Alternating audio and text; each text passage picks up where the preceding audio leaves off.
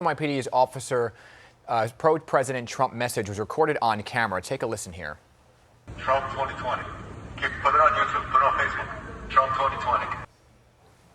Well, it's now being compared to something else. This, the chief of department taking a knee at a rally for George Floyd. Weighing in on the comparison and other topics this morning, there are a lot to talk about. NYPD Commissioner Dermot Shea. So thank you for coming back to the Pixel Morning News, Commissioner. Do appreciate it. My pleasure, Dan. Thanks for having me. So before we get to the comparison there, the police officer who was caught using his patrol car speaker to seemingly endorse President Trump was quickly suspended without pay. How long is the suspension, and was any sort of message sent out to the rest of the force? Well, the suspension, the rules that we have is it's a maximum of a month. I don't foresee that being the case. It remains to be seen. But listen, we wanted to send a very clear message. And I think the message was sent that reminding all officers you have to be apolitical when you put that uniform on. Certainly it's an inappropriate use of a loudspeaker system as well. And, we move forward. We have a lot on our plate in this coming week and hopefully not much longer than that, Dan. And I think it's imperative that we put it behind us and move forward. I do want to talk real quick, though, about the PBA, the largest police union. They did endorse the president for re-election. Does that have any room or leave any room for the officers to then voice their political opinions while they're in uniform when their union's saying it's okay? Well, Dan, when you think about it, cops are people. Everyone has political beliefs and beliefs beyond politics, right? Mm-hmm. But the key here is when you put that uniform on and you're serving the people in New York, it's imperative that they have trust in their police force and that they don't feel they're going to be treated differently. And that's why we have pretty clear rules and policies in place to make sure that doesn't happen. And I do want to give you a chance to respond this morning to the Sergeant Benevolent Association, calling the officer suspension a bit of a double standard. They tweeted out the following, not sure if you saw it, so I'll throw it up for you, saying the NYPD has a history of officers making political and outside the norm statements and ignoring it. Suspending this officer is unnecessary and way over the top. Chief of department took a knee with protesters. No disciplinary action was issued. What if the officer supported Biden? So I did want to give you your chance to respond to the SBA. Yeah, I would just respectfully disagree, and I stand behind my decision. Understood. So let's take it now to what is happening this week, early voting, because that is certainly a big topic this morning. So let's talk about it here. Councilman and mayoral candidate Carlos Menchaca, he posted video of NYPD confronting a group of community activists seizing PPE the group was handing out. Councilman Menchaca says police response needs to be peaceful and anything else could lead to voter suppression. Wanted to give you a chance to explain what exactly happened there in terms of what Menchaca was saying. Yeah, and I actually had a chance, I was surprised. Last night we had a community meeting via Zoom, and I had a chance to speak to the community about it, and Councilman Menchaca was on it, so that was a good opportunity. Oh, good. Here's what happened, all captured on body camera, by the way. You have a sergeant who was the utmost professional, responding to a scene. It's well established in New York City. Police NYPD have been at the polls to keep the peace for decades now.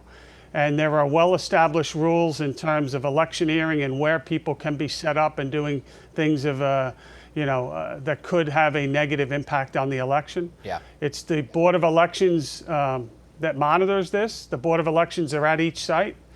They asked the people at this table to move multiple times. Again, not the NYPD, the Board of Elections did. Okay. And after a back and forth of not compliance, eventually the NYPD was asked to intercede. We did. On body camera, a lengthy, polite, professional conversation asking the individuals, and I will point out that there are elected officials present. Elected officials are very aware, or at least they should be, of the rules regarding electioneering. Too close to a poll site. There was a radio playing. There was a bullhorn present.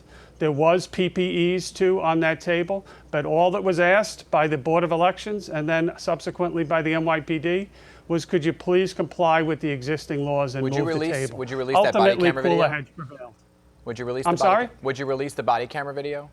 You know what? I just thought about the same thing, and I think that would be great for transparency. Absolutely. Okay. And I want to talk about the election right now because we're already seeing, I'm sure you've seen the lines at some polling sites for early voting.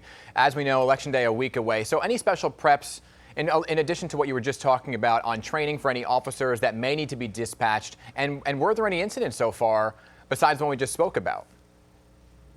I'm trying to think, rack my head as I'm talking to you, Dan. I don't think so. I spoke of this last night. Generally, it's a pretty boring day for the officers that are assigned.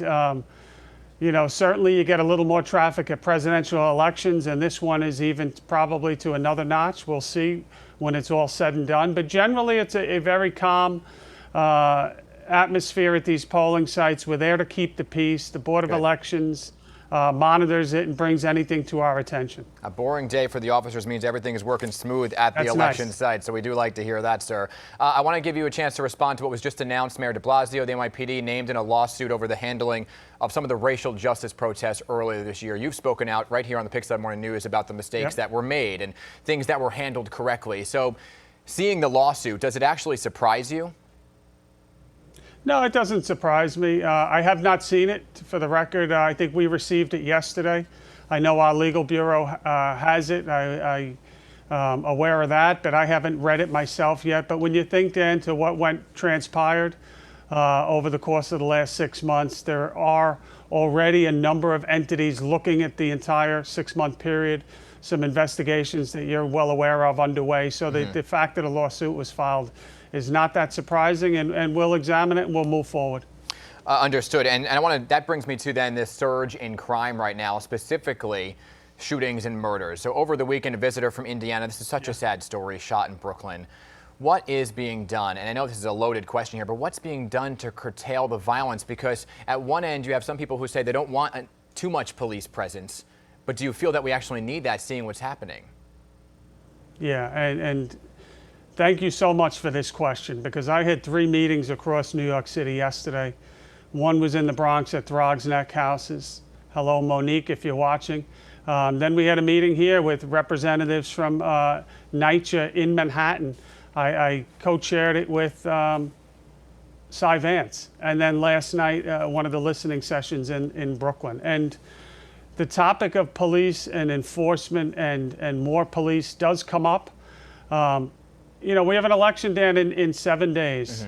And here's what I would say. Next Wednesday, when we wake up, whatever happens, we're going to still have in New York City a lot of the same problems that we got to wrap our head around. And we're facing now, I wish more people would talk about it, an almost 100%. We're approaching 100% increase in shootings.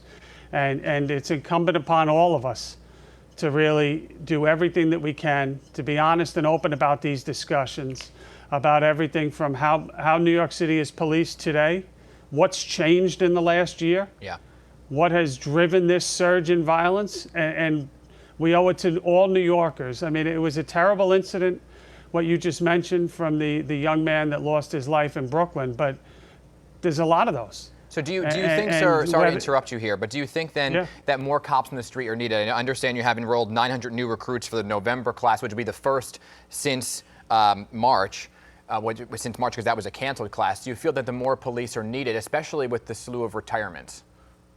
No, I don't think there's any question. I mean, I think everyone is in agreement with that. There's many causes for the surge in violence, but certainly one of them is the current head count.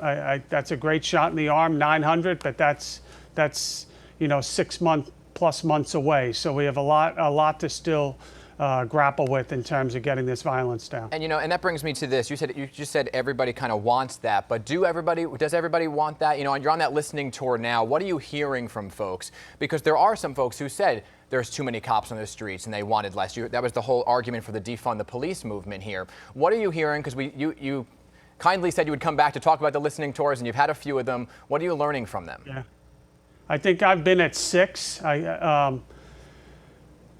Too much to do, Dan, in a 5 or a 30-second interview. We're hearing about people that are not happy with the police. Certainly, key takeaways, they want to be heard. They want their voice and their complaints and their ideas and suggestions heard. The message to all New Yorkers is we're just getting started in terms of listening to you and we're going to have opportunities for a wide cross-section of New Yorkers. As I've said before, people that like the police, people that think the police do a lot of things wrong, and let's lay it all on the table and move forward together.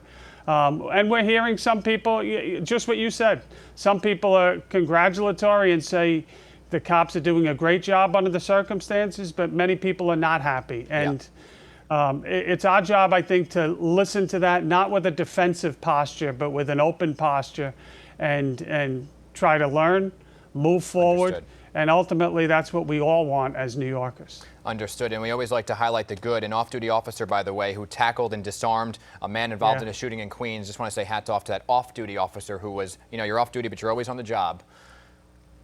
Well, it's funny, Dan. I'll leave you with this one. We need good news. Somebody told me yesterday that she broke the curfew back in May, and the reason she broke the curfew is she was so worried about one of the officers that she loves in her community. She had to go make sure that they were safe at the precinct. So it's just a reminder that there's great relationships between the police and the community in this city. We just need to continue to build on them. Yeah, and I'm glad you're hearing all sides during these listening tours and work that needs to be done as well. Commissioner Shea, do appreciate you always making the time for us. Thank you.